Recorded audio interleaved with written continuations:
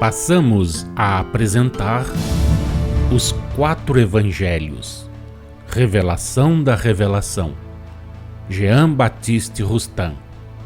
Narração, Paulo de Moraes.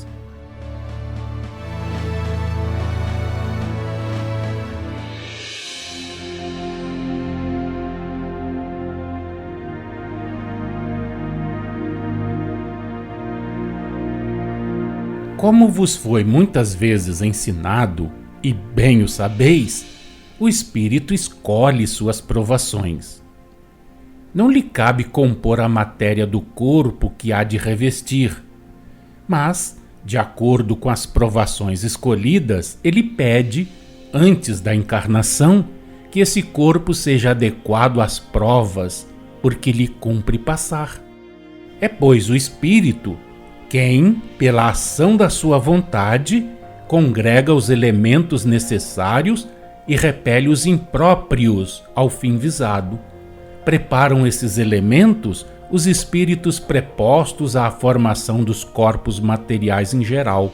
Eles atraem as matérias animais para as condensar e formar os corpos, desempenhando assim, segundo as leis gerais, o encargo que lhes toca na obra humana dos encarnados, a fim de que os ditos corpos sejam apropriados ao gênero de provas que hajam de suportar os espíritos que, no ato de encarnar, tenham de vesti-los. Daí as diversas posições no seio da humanidade. O espírito que vai continuar suas provas pede, antes de encarnar, seja a fecundidade material, seja a esterilidade durante todo o tempo da existência, seja ainda a esterilidade ou a fecundidade temporárias, que cessem em épocas determinadas, de acordo com o gênero das provações escolhidas. Resulta que o espírito, desde os primeiros momentos da encarnação, atrai ou repele os fluidos favoráveis à procriação, donde os nascimentos inoportunos, conforme aos desejos ou à ausência da concepção, malgrado aos desejos do encarnado.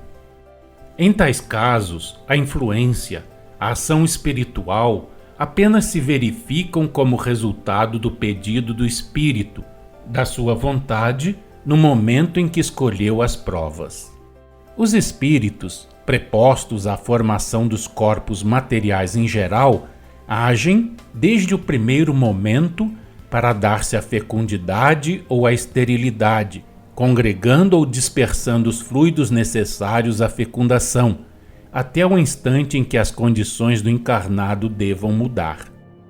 Uma vez disposto e preparado o corpo para o gênero de provas escolhido, quer se trate da esterilidade, quer da fecundidade, antes que o ocupe, o espírito para quem ele se formou, submetidos os fluidos respectivos à direção dos espíritos prepostos, estes se limitam a exercer a vigilância precisa para que cada provação siga seu curso, para que os acontecimentos se realizem convenientemente.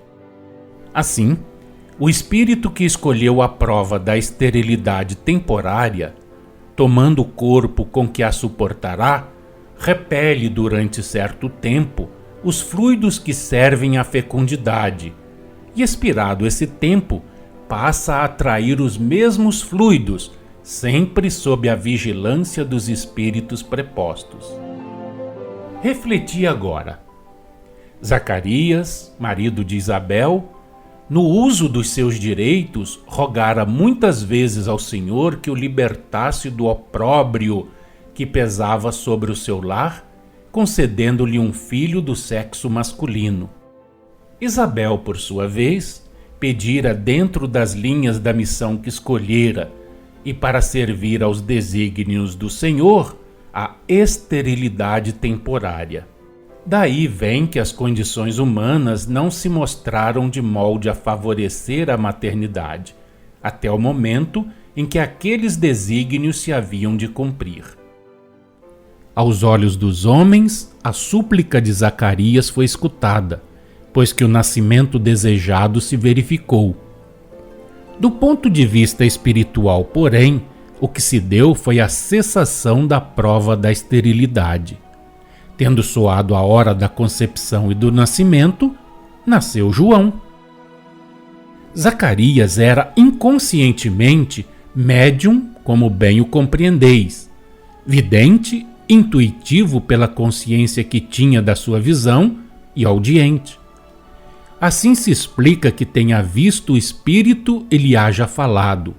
Foi condenado ao silêncio não por haver duvidado, porquanto é avisado o homem que se põe em guarda contra o desconhecido, mas para que aquela enfermidade momentânea corroborasse as predições que acabaram de lhe ser feitas. Insistimos nas palavras do anjo a Zacarias a respeito de Elias, palavras essas repetidas e confirmadas mais tarde pela opinião e pela voz públicas. Sim, Elias seria João e João fora Elias. Os Espíritos do Senhor vestem muitas vezes, visando erguer a humanidade, uma roupagem que aos olhos dos homens é tida por ínfima, de acordo com seus preconceitos no tocante às condições sociais. É que o devotamento desses espíritos sabe ser eficaz sob todas as formas. São raras as manifestações dos grandes espíritos por meio de encarnações ou de aparições conforme ao grau de elevação que já atingiram e à natureza espiritual que lhes é própria. Mas há épocas de transição em que elas são necessárias no vosso como em todos os outros planetas. Muitos destes, mais adiantados do que a Terra, existem, onde espíritos ainda mais elevados vão reavivar as aspirações do belo e do bem, sempre que se enfraquecem. No futuro, reconhecereis a origem do espírito pelo seu presente como encarnado. Mácula alguma se lhe notará na vida. O amor a Deus e ao próximo presidirá a todos os seus atos e dominará todos os seus pensamentos. A infância tê-la-á tranquila, isenta dos maus pendores que geralmente se manifestam nas crianças, e laboriosa a juventude, sobrepujados todos os instintos materiais pelo amor ao trabalho e ao progresso. Na virilidade será irrepreensível, pois que nenhum abuso, nenhum excesso a conspurcará. Na velhice ver-se-á respeitado, venerado, adorado, no sentido humano da vossa linguagem. Essa velhice será o reflexo de uma vida sem mancha aos olhos do Senhor. Nele encontrarão indulgência todas as fraquezas, amparo, proteção, auxílio todos os desfalecimentos. Esperará serenamente a libertação pela morte. Eis aí, ó bem-amados, os sinais que vos farão conhecer que um espírito superior desceu ao vosso meio para dar novo impulso ao progresso ou ativá-lo.